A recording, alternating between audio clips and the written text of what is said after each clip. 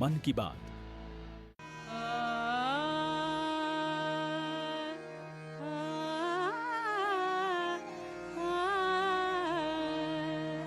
शेरो सुखन उर्दू शेरो अदब का वो गुलदस्ता है जिसमें मुख्तलिफ फूल हैं।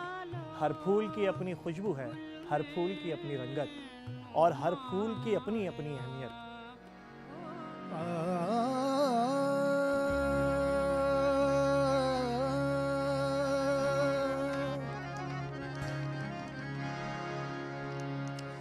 हम तो हैं परदेस में, हम तो हैं परदेस में,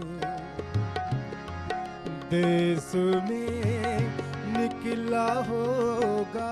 शायरों की हयात व खिदमत और मौसीकी से आरास्ता हमारी खास पेशकश शेरो सुखन देखिए हर जुमा 9:30 पर और हर शनिचर 1:30 पर सिर्फ डीडी उर्दू पर।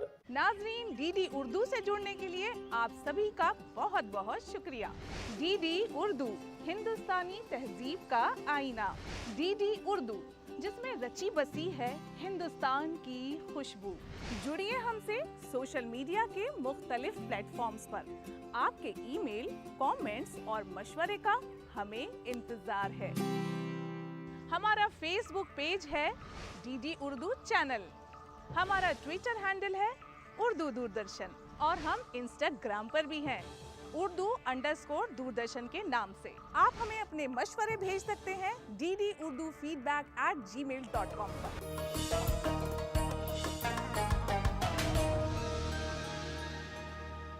Is Virendranath Chattopadhyay your son? Bharat में एक संगठित और सुनियोजित क्रांति को अंजाम देना है। जर्मनी के बर्लिन की इस धरती पर अब हमारा संघ आधिकारिक रूप से बर्लिन इंडिया कमेटी के नाम से जाना जाएगा। But why Germany? We are on the brink of war. दुश्मन का दुश्मन दोस्त होता है। विश्व युद्ध में इंग्लैंड के विरुद्ध लड़ने के लिए हम आपका पूरा सहयोग करेंगे। अंग्रेजों से किसी भी तरह की दुश्मनी मोल लेने से पहले हमें 100 बार सोचना होगा। स्वराज में देखिए वीरेंद्रनाथ चट्टोपाध्याय की महान गाथा। Give your taste buds a royal treatment. From the magnificent kitchen of the Lalit, where food is cooked with passion and served with love.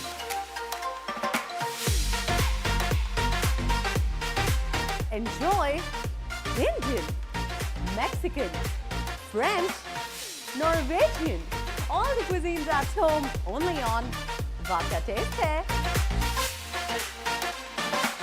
So come and enjoy the culinary journey only on DD National. फेरों के लिए खड़े हो जाइए।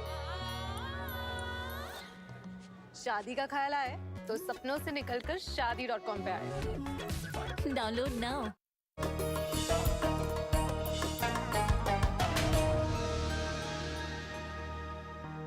बावादे बुलंद सलवात। इंसान को बेदार तो हो लेने दो, हर कौम पुकारेगी हमारे हैं हुसैन। अदादारान इमाम मज़लूम डीडी उर्दू की जानिब से मुनक़्क़िद पैगाम करबला की छठी मजलिस के लिए मैं दावत दे रहा हूँ जनाब आगा हुसैन फैसल क़दलबाश और हमनवा को कि वो तशरीफ़ लाएँ और सोस खानी से मजलिस का आगाज़ करें।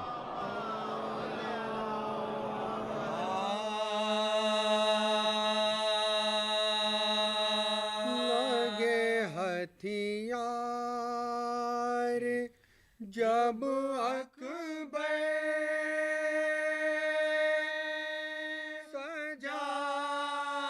सजाने लगे, हथियार जब अकबर सजाने लगा, माँ का कलेजा को आने गई चुपके से आबिद के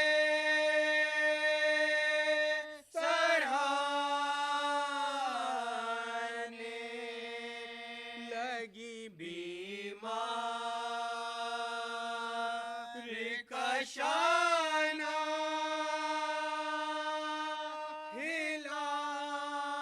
हिलाने लगी बीमार का शाना हिलाने कहा बेटा उठो घर लुट रहा है अली अकबर भी मरने को चला है लगे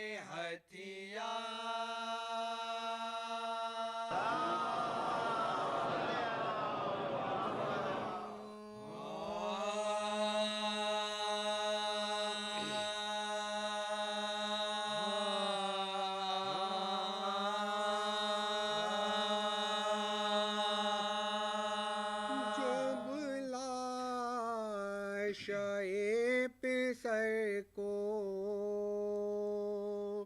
उठाया हुसैन ने जब लाशे पिसर को उठाया हुसैन ने सीने से लगते दिल को लगाया हुसैन ने आंखों से बहरे अश्क बहाया हुसैन ने खेमे में आके सबको सुनाया हुसैन ने खेमे में आके सबको सुनाया हुसैन ने तेरे आलम जिगर पे ज़ईफ़ी में खाए हैं मैयत जवान लाल की हम लेके आए हैं मैयत जवान लाल की हम लेके आए हैं लो शहर बानो अपने पिसर को संभाल लो आँखों से नूर चश्म को फिर देख भाल लो अरमान जो है दिल में सरासर निकाल लो सेहरा भी सर से बांध लो आंचल भी डाल लो सेहरा भी सर से बांध लो आंचल भी डाल लो ये हाल भी बया करो ज़ारो हसीना से मेहंदी लगाए आके ये कह दो सकीना से मेहंदी लगाए आके ये कह दो सकीना से कुबरा किधर है ने बरादर से लेने आ मेरे बुखारे वाले को गश से कोई जगह कह दो अखी का आखिरी दीदार देख जाए ज़ैनब का बाजू थाम के लाशे पे कोई लाए ज़ैनब का बाजू थाम के लाशे पे कोई लाए समझा दो नूरे ऐन को फिर देख भाल ले लगते जिगर के सीने से बर्छी निकाल ले लगते जिगर के सीने से बर्छी निकाल ले ये सुन के अहले बैत में महशर हुआ आया दौड़ी हवा से बागता खेमे से बीबिया मसनद पे लाशा शहने लिटाया बसद फुगा मैयत पे आके बानो ये करने लगी बयान मैयत पे आके बानो ये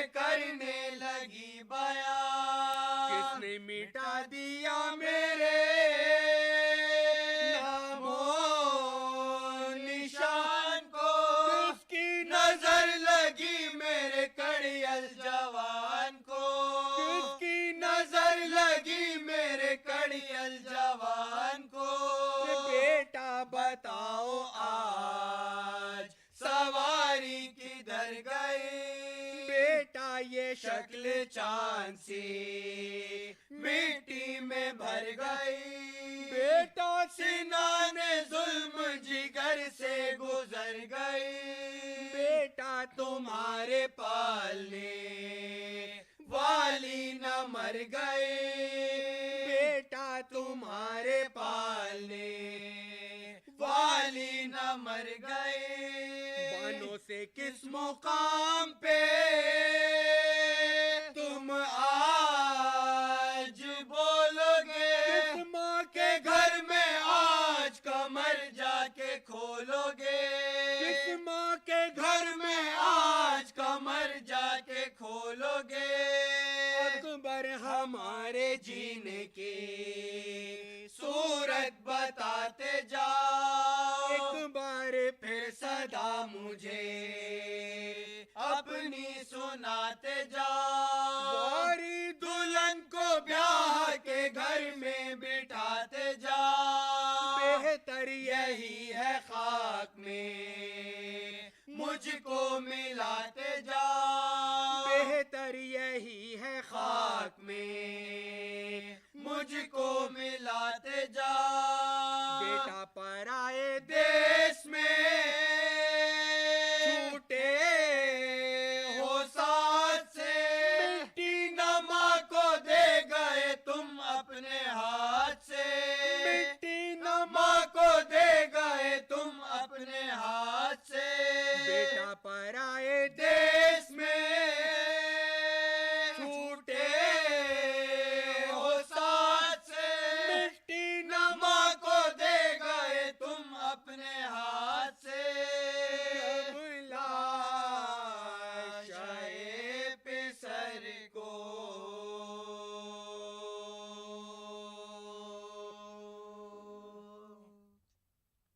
सोच खानी के बाद अब मैं दावत दे रहा हूँ ऑल इंडिया शिया पर्सनल लॉ बोर्ड के कन्वीनर मौलाना यासूब अब्बास साहब को कि वो तशरीफ़ लाएं और आज की मजलिस से ख़िताब करें।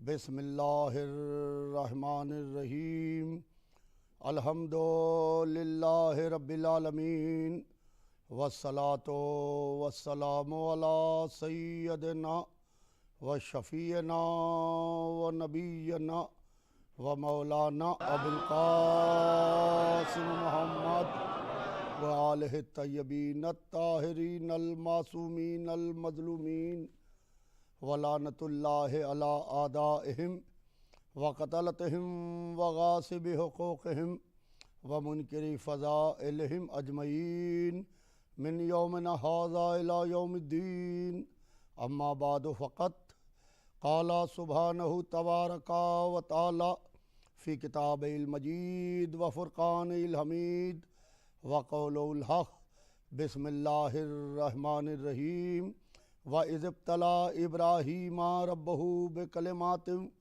फ़अतम्महुन्ना क़ाला इन्नी जाइलुका लिन्नास इमामा क़ाला व मिन ज़ुर्रिय्यती क़ाला ला यनालु अहदियुज़ ज़ालिमीन।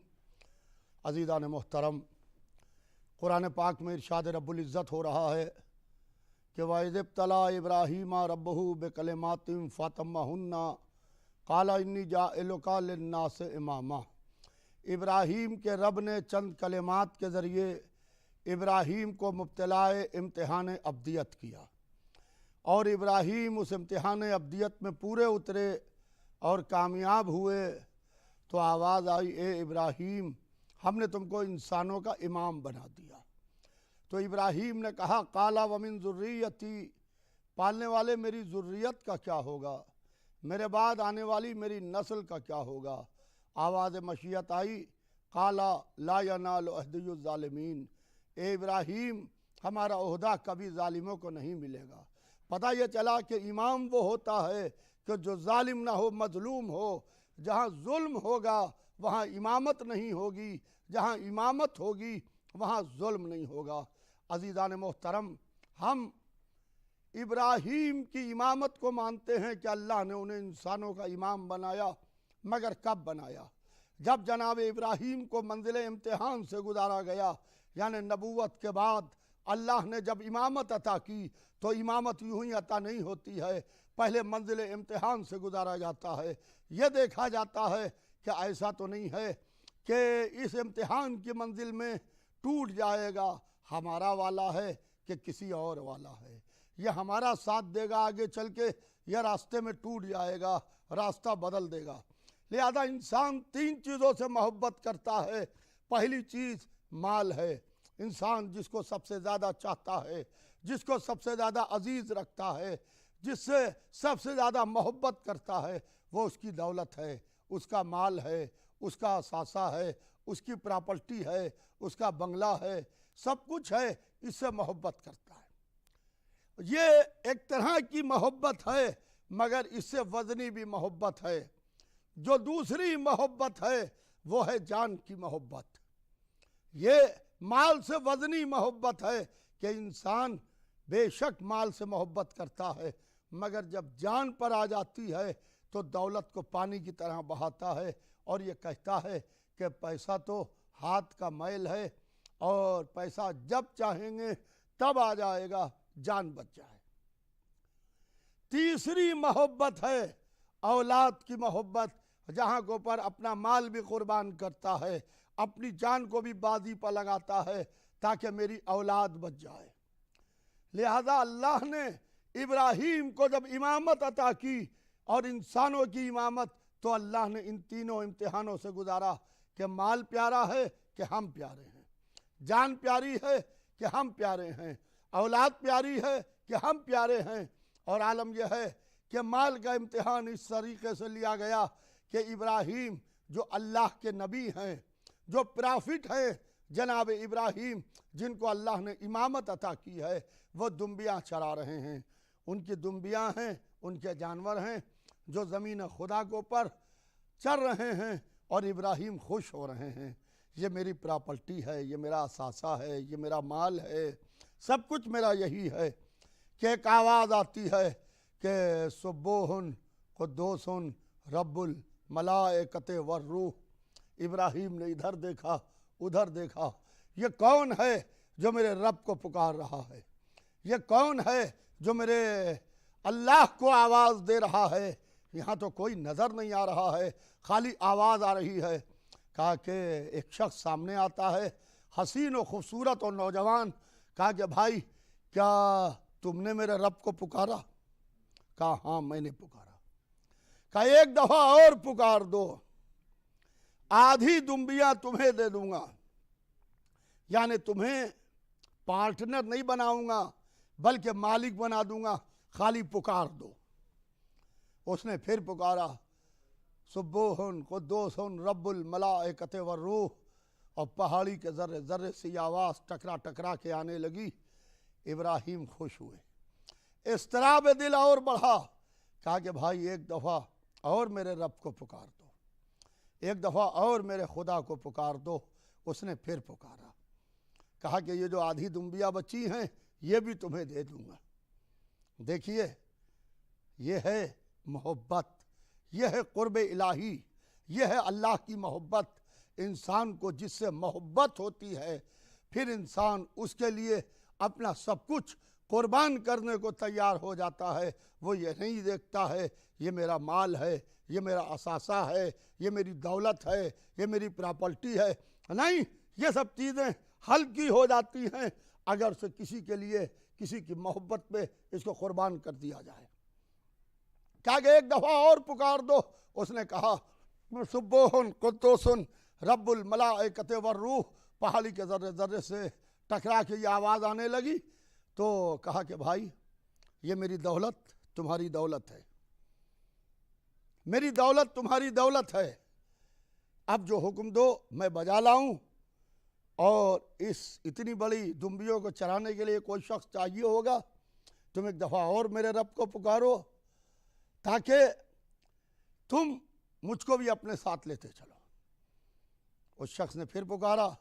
अब इब्राहीम सर झुका के खड़े होते हैं, कहते हैं मेरा माल तुम्हारा माल है, मेरी जान तुम्हारी जान है, जो हुक्म दोगे बजा लाऊंगा।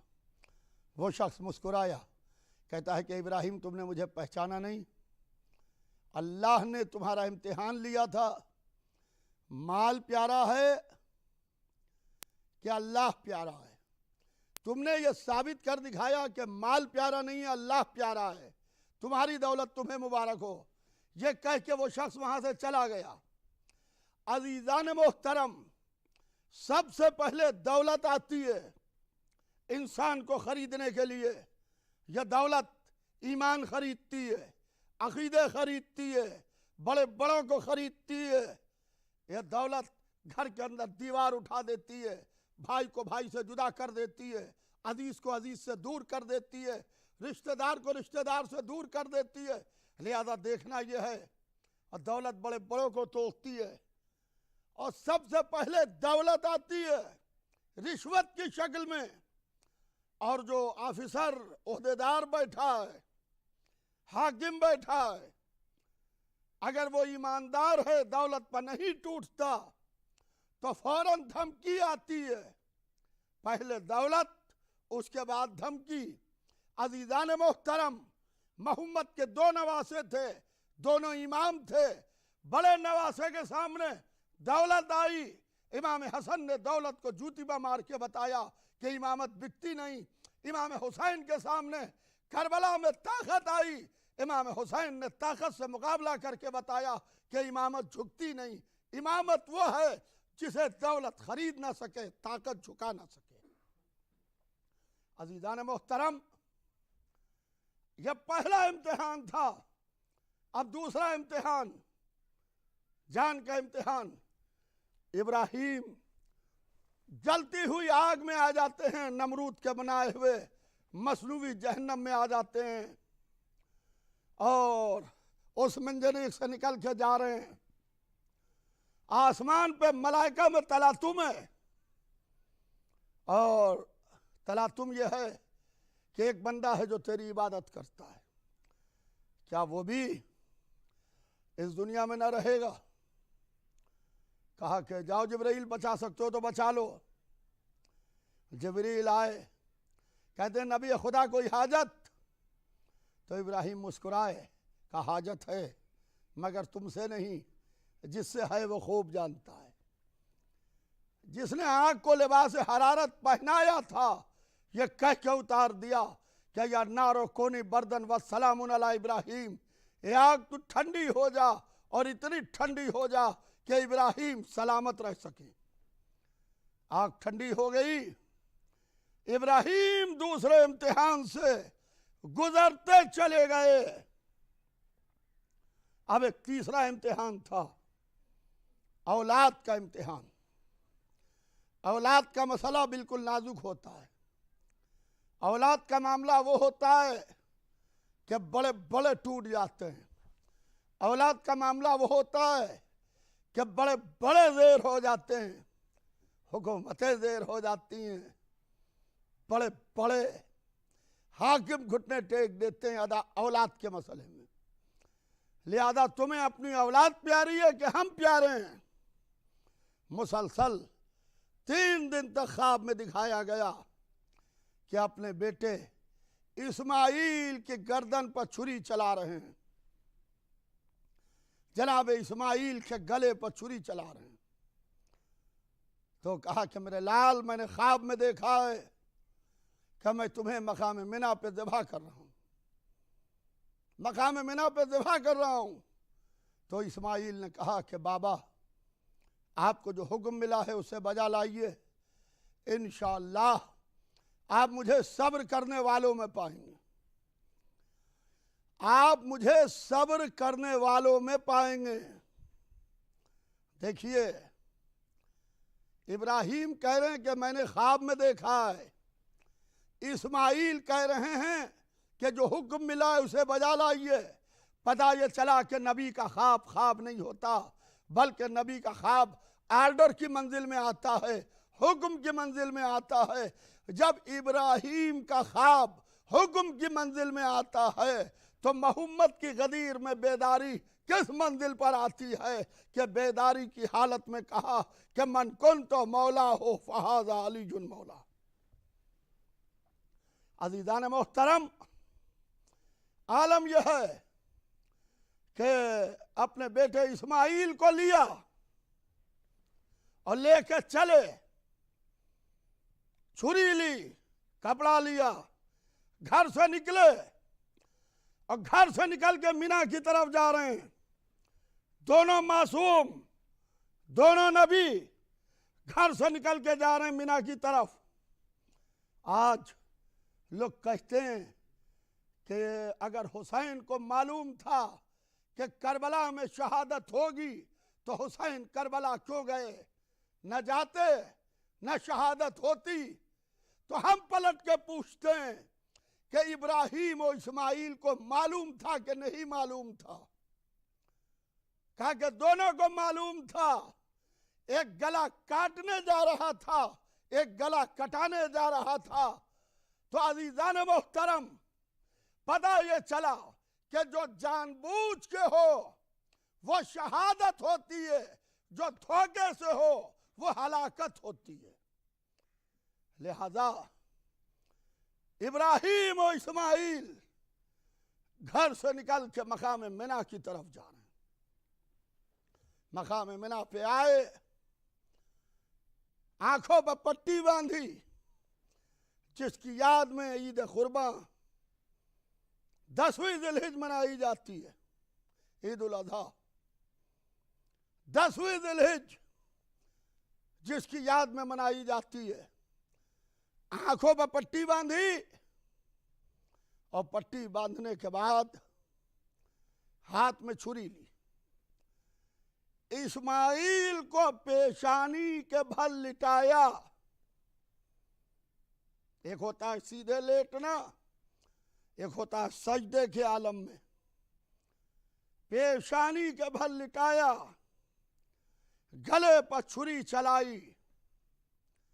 और जब ये एहसास हो गया कि बेटे के गर्दन की रगे तक के कट गई हैं, तो पट्टी खोली और खोलने के बाद ये कहा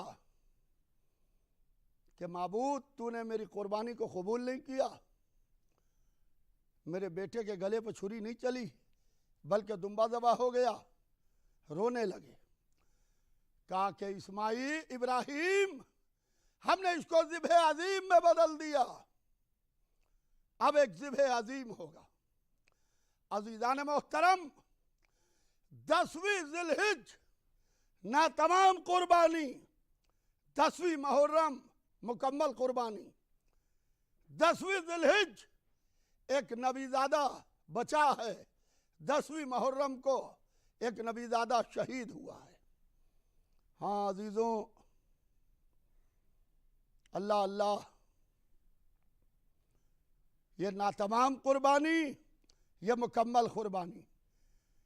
इब्राहिम ने इस्माइल के गले पर छुरी चलाई, छुरी पलट गई। मगर आशूरे को कितने बच्चों के, कितने नौजवानों के, कितने जवानों के गले पर छुरी चल गई। हाँ अजीज़ों, आज शहजादे अली असगर के मसाइब पढ़ना है। हुसैन का 6 महीने का बच्चा था। बच्चे का कोई धर्म नहीं होता है, बच्चे का कोई मजहब नहीं होता है। बच्चे का ताल्लुक़ सिर्फ और सिर्फ इंसानियत से होता है, सिर्फ और सिर्फ इंसानियत से होता है बच्चे का ताल्लुक़। आप अगर लॉन्ग ड्राइव पर जा रहे हैं, कहीं आपकी गाड़ी ख़राब हो जाए, आपका बच्चा हो, पीने को पानी ना हो, हाथ दे के गाड़ी रोकिए। दूसरी कहिए कि मेरा बच्चा प्यासा है, मेरे बच्चे को पानी पिला दो, तो कोई मज़हब नहीं पूछेगा। हिंदू हो कि मुसलमान हो, शिया हो कि सुन्नी हो, सिख हो कि ईसाई हो, कहा कि पहले प्यासे बच्चे को पानी पिला दो, पहले इससे बात न करो, बच्चे को पानी पिला दो। बच्चे का कोई धर्म और मज़हब नहीं होता है। अजीज़ों, करबला में हुसैन अपने 6 महीने के बच्चे को लेके आए थे, और वो लोग जो चेहरे के ऊपर इस्लाम की नकाब डाले हुए थे, जो ला इलाहा इल्लल्लाह मुहम्मदुर रसूलुल्लाह कह रहे थे, हुसैन इब्ने अली ने उनसे कहा कि मेरे बच्चे को पानी पिला दो।